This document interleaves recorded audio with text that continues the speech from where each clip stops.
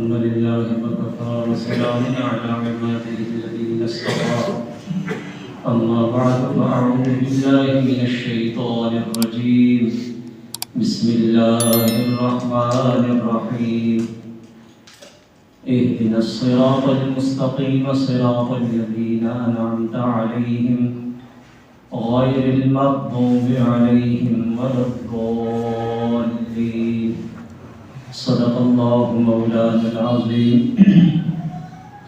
إن الله وملائكته يصلون على النبي يا أيها الذين آمنوا صلوا عليه وسلموا تسليما اللهم صل على سيدنا ومولانا محمد وعلى آل سيدنا ومولانا محمد وبارك وسلم الصلاة والسلام عليك يا رسول الله وعلى آلك وأصحابك يا حبيب الله الصلاة والسلام عليك يا رحمة للعالمين وعلى آلك وأصحابك يا شفيع المذنبين. حاضرین محترم، سورہ فاتحہ ایک دعا ہے. اللہ رب العزت نے اپنی بارگاہ سے مانگنے کا طریقہ بندے کو سکھایا ہے. پہلی 3 آیات پروردگار عالم کی صفات، اس کی حمد و ثنا اور اس کے ذکر پر مشتمل ہیں. چوتھی آیت بندے اور رب کے درمیان مشترک ہے، اور آخری 3 آیتیں ان میں بندے کی التجا کا ذکر ہے. 7 آیتوں پر مشتمل یہ صورت بہت سے احکام ہمیں دے رہی ہے. نبی کریم صلی اللہ علیہ وآلہ وسلم نے ارشاد فرمایا، جب بندہ اللہ رب العزت کی حمد و ثنا کرتا ہے، سورہ فاتحہ پڑھتا ہے، آیت جب مکمل ہوتی ہے پروردگار عالم جواب عطا فرماتا ہے. بندہ کہتا ہے الحمدللہ رب العالمین، پروردگار عالم فرماتا ہے حمدنی ربی حمدنی عبدی، میرے بندے نے میری حمد بیان کی ہے. جب وہ کہتا ہے الرحمن الرحیم، پروردگار عالم ارشاد فرماتا ہے اثنا علی عبدی، بندے نے میری ثنا بیان کی ہے. جب کہتا ہے مالک یوم الدین، رب العزت ارشاد فرماتا ہے مجدنی عبدی، بندے نے میری بزرگی بیان کی ہے. اور اس کے بعد جب چوتھی آیت پڑھتا ہے ایاک نعبد و ایاک نستعین، پروردگار عالم فرماتا ہے کہ یہ وہ چیز ہے جو میرے اور بندے کے درمیان مشترک ہے. عبادت کرنا بندے کا کام ہے، اس کی عبادت کو قبول کرنا میرا کام ہے. مدد مانگنا بندے کا کام ہے، اپنی بارگاہ سے مدد عطا فرمانا یہ میرا کام ہے. تو یہ وہ کام ہے جو میرے اور بندے کے درمیان مشترک ہے. اس کے بعد آخری 3 آیتیں اہدنا الصراط المستقیم صراط الذین انعمت علیہم غیر المغضوب علیہم ولا الضالین، جب یہ پڑھی جاتی ہے سرکار ارشاد فرماتے ہیں، پروردگار عالم فرماتا ہے یہ وہ چیز ہے جو بندے نے مجھ سے مانگی ہے، اور میرے بندے نے جو مجھ سے مانگا ہے اسے میں نے وہ عطا فرما دیا. تو ہر آیت کے جواب میں پروردگار عالم کچھ نہ کچھ ارشاد فرماتا ہے. ہمیں پتہ نہیں ہوتا ہم کس کی بارگاہ میں کھڑے ہیں، کیا سوال کر رہی ہیں، کیا مانگ رہی ہیں، اس طرف سے کیا جواب عطا فرمایا جا رہا ہے. اگر اس کا مفہوم، ترجمہ اور جو مضامین بیان کیے گئے وہ ذہن میں ہوں تو پھر بندہ جب ان میں ڈوب کے اپنے رب کو پکارے گا اور اس کی طرف سے جواب آئے گا تو اس نماز کی کیفیت جدا گانا ہوگی. پہلی آیات کے متعلق کافی تفصیلی گفتگو ہو چکی ہے، آخری آیات ہیں اس کی جن میں بندہ کچھ مانگ رہا ہے اور پروردگار عالم فرماتا ہے جو میرے بندے نے مانگا میں نے اسے عطا فرما دیا ہے۔ اس آیت میں ارشاد فرمایا اہدنا الصراط المستقیم، پروردگار عالم ہمیں سیدھے راستے کی ہدایت عطا فرما۔ پہلی آیت میں جب اس کی عبادت کا ذکر کیا، اس سے مدد مانگنے کا ذکر کیا، اس میں بھی جمع کی ضمیریں تھی، ایاک نعبد و ایاک نستعین۔ گزشتہ جمعۃ المبارک کو جمع کی ضمیریں لانے کی حکمت کے مطابق ذکر کیا تھا۔ آگے جو دعا ہے یہاں بھی جمع ہے، اہدنا الصراط المستقیم، پروردگار عالم ہم سب کو سیدھے راستے کی ہدایت عطا فرما۔ یہاں سے یہ پتہ چلا عبادت کے بعد دعا میں مشغول ہونا بندے کا یہ عمل پروردگار عالم کو بہت زیادہ محبوب ہے۔ اس لیے ہم جب بھی عبادت سے فارغ ہوتے ہیں، کوئی عبادت کرتے، نماز پڑھیں، قرآن حکیم کی تلاوت کریں یا کوئی بھی اور عبادت کریں، اس کے بعد دعا کرتی ہیں، تو کوئی بھی عبادت کرنے کے بعد رب سے دعا مانگنا یہ اللہ رب العزت کے مقبول اور محبوبوں کا طریقہ ہے۔ اور دوسرا جمع کی ضمیر لا کے بتا دیا کہ دعا فقط اپنے لیے نہیں مانگنی چاہیے بلکہ اپنی دعا میں سب کو شامل کرنا چاہیے۔ جو دوسروں کا بھلا مانگتا رہتا ہے رب اس کا بھلا خود فرما دیتا ہے۔ ان احسنتم احسنتم لانفسکم، قرآن حکیم میں ارشاد فرمایا اگر تم نیکی کرو گے تو نیکی کا فائدہ تمہیں ہی ہوگا، تم اپنے بھلے کے لیے نیکی کرتے ہو۔ اور اس نیکی میں دعا کرنا بھی ایک بہت بڑی نیکی ہے۔ اس نیکی میں جتنے لوگوں کو شامل کرو گے، جتنے جمع کی ضمیر لا کے سب کو شامل کرو گے، دوسروں کا بھلا چاہو گے، دوسروں کا فائدہ چاہو گے، پروردگار عالم اس کا اپنا بھلا خود فرما دے گا۔ بلکہ ایک حدیث میں سرکار نے یہاں تک ارشاد فرمایا کہ جو اپنے مسلمان بھائی کی حاجت اور ضرورت پوری کرنے کے لیے کوشش کرتا ہے، اللہ رب العزت اس کی ضرورتوں کو پورا فرما دیتا ہے۔ جو دنیا میں کسی کے کام آتا ہے، پروردگار عالم دنیا میں بھی اس کا بھلا فرماتا ہے، اور آخرت میں جب اسے مدد کی سب سے زیادہ ضرورت ہوگی، دنیا میں کسی کے ساتھ بھلائی کی، اچھائی کی، پروردگار عالم اپنی بارگاہ سے قیامت کے دن اس کا اجر عطا فرمائے گا۔ تو دعا کے بارے میں جمع کی ضمیر لا کے ہمیں یہ سبق دیا کہ ایک تو عبادت کے بعد دعا مانگو، اور دوسرا سبق یہ دیا کہ دعا میں ہمیشہ سب کو اپنے ساتھ شامل کرو۔ انفرادی دعا کی قبولیت سے اجتماعی دعا کی قبولیت زیادہ یقینی ہے۔ جب سب کا بھلا مانگا جائے گا، پروردگار عالم ضرور اس دعا کو قبول فرمائے گا۔ اور تیسرا مسئلہ یہ بھی معلوم ہوا کہ ہدایت وہ نعمت ہے جس کی اللہ رب العزت نے نماز کی ہر رکعت میں ہمیں دعا مانگنے کی تلقین فرمائی ہے۔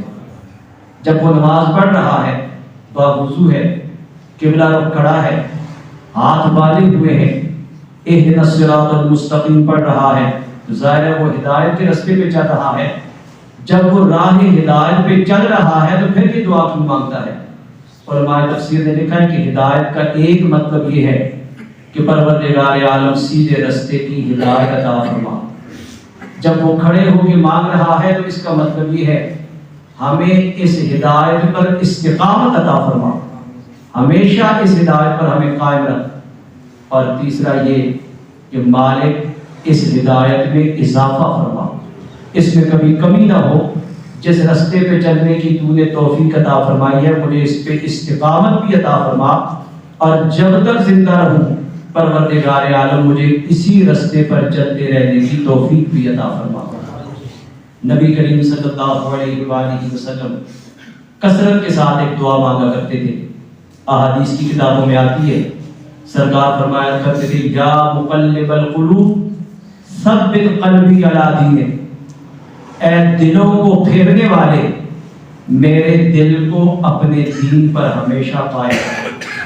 جب سرکار یہ دعا مانگتے تھے صحابہ کرام نے کہا یا رسول اللہ ہم آپ پر ایمان لائے، جو پیغام اور دعوت آپ لے کر آئے اس پر ہم ایمان لائے، کیا آپ کو ہمارے بارے میں کوئی خوف ہے کہ آپ یہ دعا مانگتے ہیں؟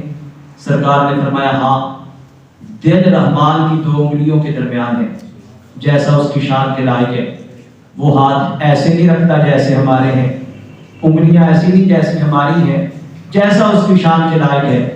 تو سرکار نے فرمایا کہ دل رحمان کی 2 انگلیوں کے درمیان ہے، وہ جیسے چاہتا ہے انہیں پھیرتا رہتا ہے۔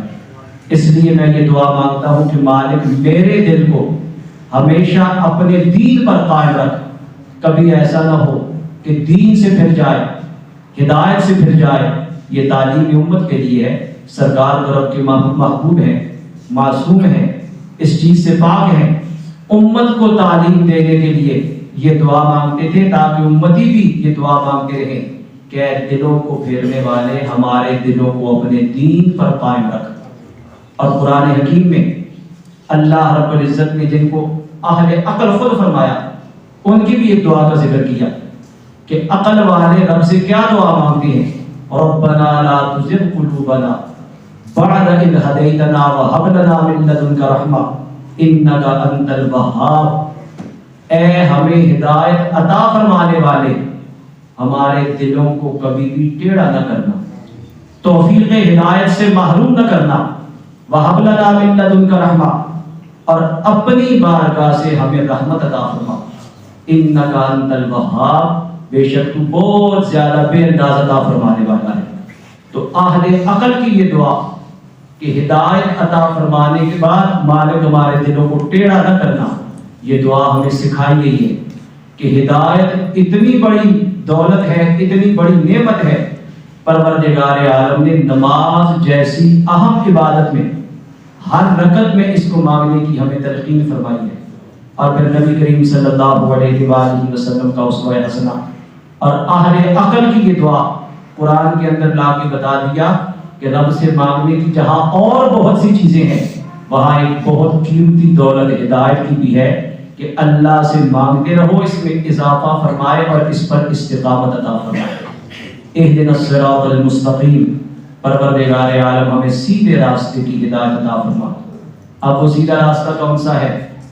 آگے اس کی وضاحت فرما دی، صراط الذین انعمت علیہم، ان لوگوں کا راستہ جن پر تو نے انعام فرمایا۔ انعام یافتہ بندوں کا راستہ سیدھا راستہ ہے، اور مالک انہی پر چلنے کی ہمیں بھی توفیق عطا فرما۔ اب وہ انعام یافتہ کون ہے؟ یہ ہم تک اللہ رب العزت نے نہیں چھوڑا، ہر چیز کی خود وضاحت فرما دی۔ اگر بندوں تک چھوڑ دیا جاتا تو کوئی کسی راستے کو سیدھا کہتا، کوئی کسی راستے کو سیدھا کہتا۔ پروردگار عالم نے آگے اس کی وضاحت فرما کے بتا دیا، سیدھا راستہ انعام یافتہ لوگوں کا راستہ ہے۔ اور انعام یافتہ کون ہے؟ سورۃ النساء میں وضاحت فرما دی، وَمَن يُطِعِ اللَّهَ وَالرَّسُولَ فَأُولَٰئِكَ مَعَ الَّذِينَ أَنْعَمَ اللَّهُ عَلَيْهِم مِّنَ النَّبِيِّينَ وَالصِّدِّيقِينَ وَالشُّهَدَاءِ وَالصَّالِحِينَ وَحَسُنَ أُولَٰئِكَ رَفِيقًا۔ فرمایا کہ وہ لوگ جو اللہ اور اس کے رسول کی اطاعت کرتے ہیں، وَمَن يُطِعِ اللَّهَ وَالرَّسُولَ، اللہ کا حکم مانتے ہیں، اللہ کے رسول کا حکم مانتے ہیں، فَأُولَٰئِكَ، یہی وہ خوش نصیب ہیں، مَعَ الَّذِينَ أَنْعَمَ اللَّهُ عَلَيْهِمْ، جنہیں رب ان کا ساتھ نصیب فرمائے گا جن پر رب نے انعام فرما دیا ہے۔ اب وہ کون کون سے ہیں؟ فرمایا مِنَ النَّبِيِّينَ وَالصِّدِّيقِينَ وَالشُّهَدَاءِ وَالصَّالِحِينَ، یہ 4 طبقے ہیں، انبیاء، صدیقین، شہداء اور صالحین۔ یہ وہ خوش نصیب ہیں جن پر رب نے انعام فرمایا ہے، اور اللہ رب العزت نے جن پر انعام فرمایا ان کے راستے پہ چلنا یہی سیدھا راستہ ہے، یہی صراط مستقیم ہے۔ اگر ان خوش نصیبوں کی معیشت نصیب ہو جائے، ان کا ساتھ نصیب ہو جائے، پروردگار عالم فرماتے ہیں حسن اولئک رفیقا، یہ سب سے زیادہ اچھے ساتھی ہیں۔ نبیوں کا ساتھ، صدیقین کا ساتھ، شہداء اور صالحین کا ساتھ اللہ رب العزت اگر نصیب فرما دے تو ارشاد فرمایا یہ بہترین ساتھی ہے۔ معلوم ہوا دنیا میں ہدایت پانے کے لیے انبیاء، صدیقین، شہداء، صالحین، ان کے ساتھ نسبت ضروری ہے۔ اگر یہ نسبت نصیب ہوگی پروردگار عالم ہدایت پر استقامت عطا فرما دے گا، اور اگر بندہ ان سے کٹ جائے اور جو اس کی اپنی مرضی ہے. آج لوگ کہتے ہیں بس قرآن تمہارے سامنے موجود ہے پڑھو، جو مطلب سمجھ میں عمل شروع کر دو. حدیث موجود ہے پڑھو، جو تمہاری عقل میں آئے سمجھنا شروع اس کے مطابق عمل شروع کر دو. کسی کے پیچھے جانے کی ضرورت نہیں. یہ نظریہ بنیادی طور پر غلط ہے. قرآن سیدھا راستہ ہے، کوئی شک نہیں اس میں. حدیث سیدھا راستہ ہے، اس میں کوئی شک نہیں. لیکن قرآن اور حدیث کی تشریحات اپنی مرضی سے کرنا یہ گمراہی کا راستہ ہے. ہم اپنی مرضی سے اس کی تشریحات نہیں کر سکتے. انہی تشریحات پہ عمل کرنا ہمارے لیے ضروری ہے جو انبیاء نے بیان فرمائی، صدیقین نے بیان فرمائی، شہداء نے بیان فرمائی اور صالحین نے بیان فرمائی ہے. ان کے رستے پہ چلنا. دو چیزیں پروردگار عالم نے تعلیم ہے، کتاب اللہ بھی، رجال اللہ بھی. کتاب بھی نازل فرمائی اور صرف کتاب دے کے یہ نہیں فرمایا بس پڑھتے جاؤ، جو سمجھ میں عمل کرتے جاؤ. کتاب دی اور کتاب کے ساتھ پھر اپنا محبوب رسول بھی عطا فرمایا کہ اب میرے محبوب کی سیرت اور صورت کو دیکھتے جاؤ. جیسے جیسے میرے محبوب کرتے ہیں ویسے ویسے کرتے جاؤ.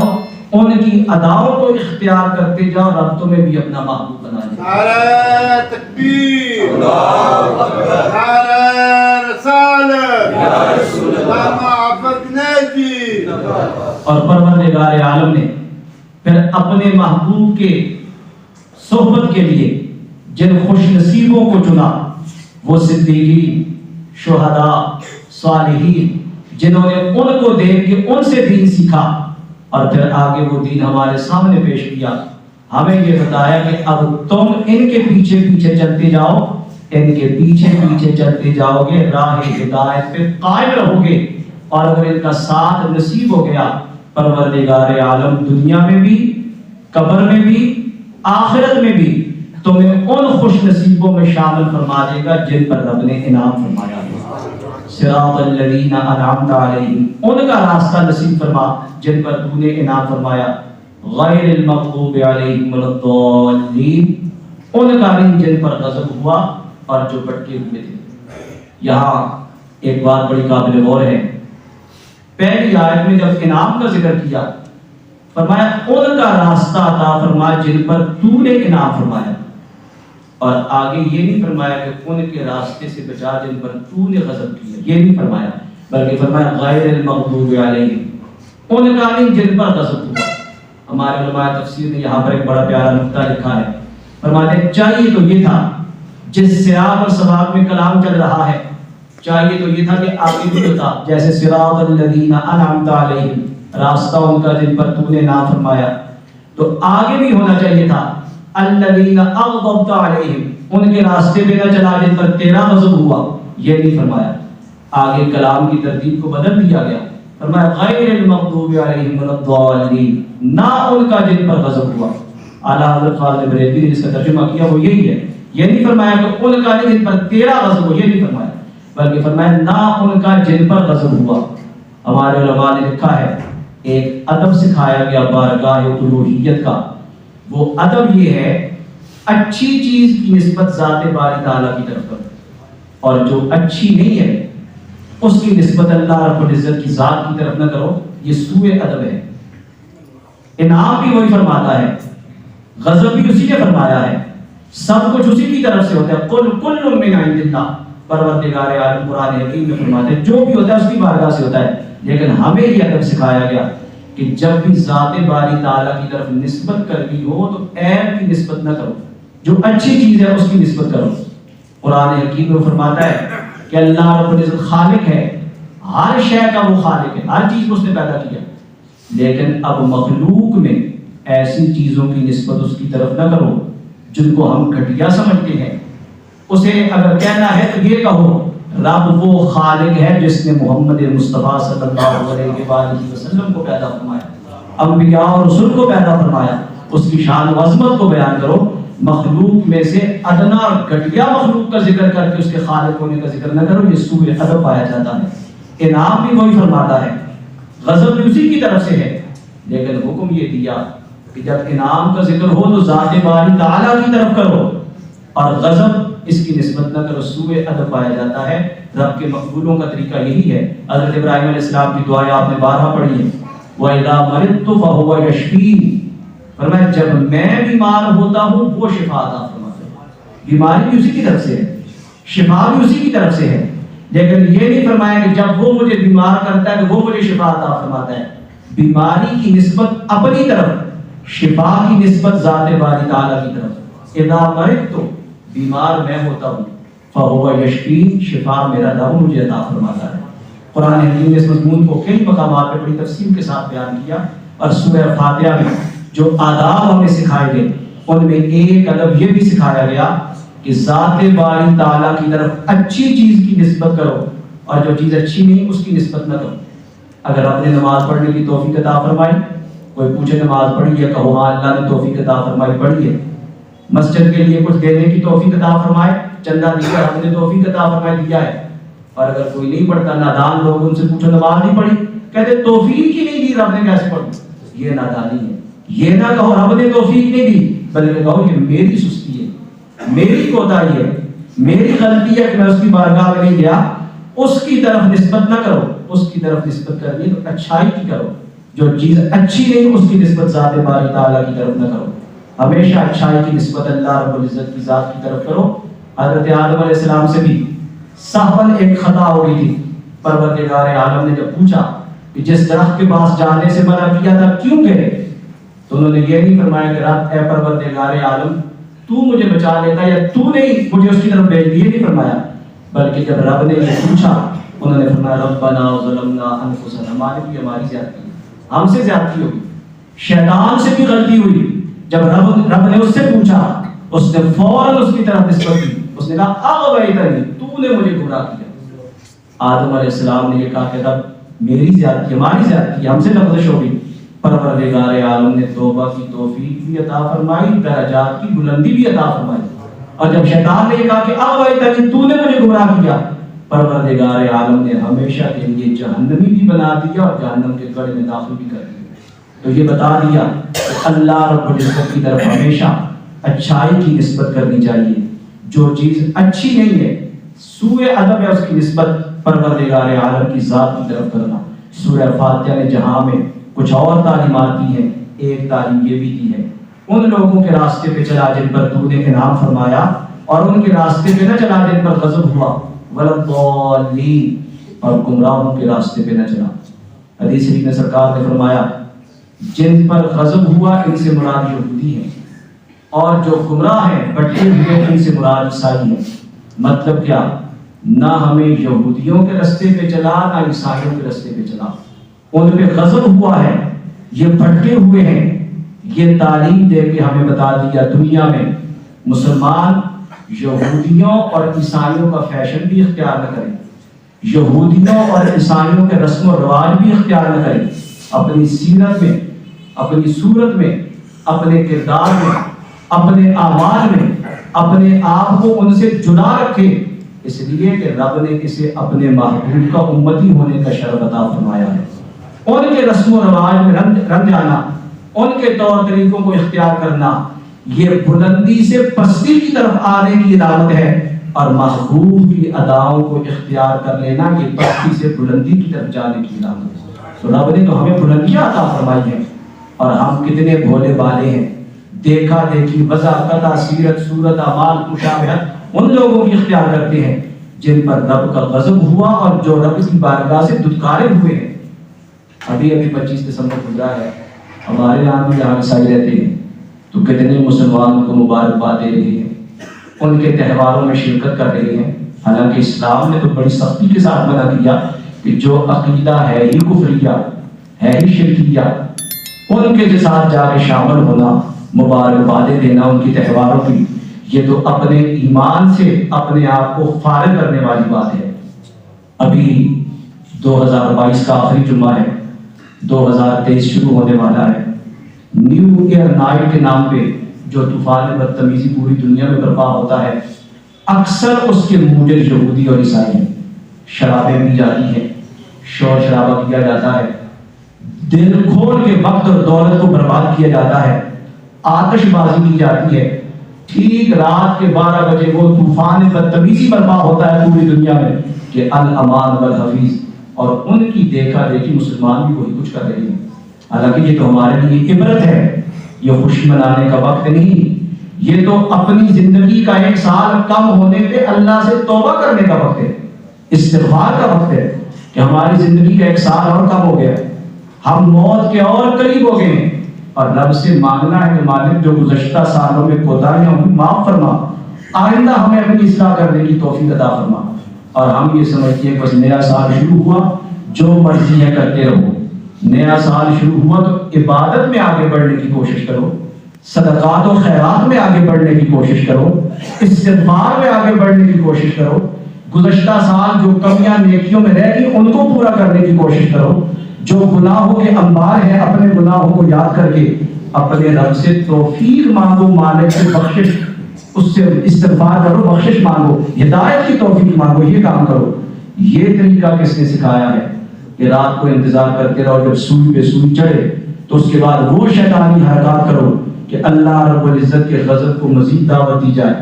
اپنی زندگی کو بدلنا ہے، قرآن جیسی کتاب جن کے پاس موجود ہو، سرکار مدینہ صلی اللہ علیہ وآلہ وسلم کی ذات اقدس جیسی مبارک سیرت جن کے پاس موجود ہو، ان کو یہودیوں اور عیسائیوں کے نقش قدم پر چلنے کی کیا ضرورت ہے؟ انہیں دیکھنا چاہیے ہمارا قرآن ہماری کیا رہنمائی کرتا ہے۔ مسلمان کی زندگی کا تو ایک ایک دن اتنا قیمتی ہے کہ اس کو ان نظریات میں مبتلا ہونے کی فرصت ہی نہیں ملتی، اس کی تو ایک ایک گھڑی اتنی قیمتی ہے کہ اگر اللہ کی بندگی میں بسر ہو جائے تو قیامت والے دن درجات کی بلندی کا سبب بن جائے گی۔ حدیث شریف میں آتا ہے، سرکار سے پوچھا گیا یا رسول اللہ بہترین انسان کون ہے؟ سرکار نے فرمایا جس کی عمر زیادہ ہو اور نیک اعمال بھی زیادہ ہو، اس کی عمر بھی زیادہ ہے اور نیک اعمال بھی زیادہ ہے، سرکار نے فرمایا وہ بہترین انسان ہے۔ پوچھا گیا یا رسول اللہ سب سے بدترین شخص کون ہے؟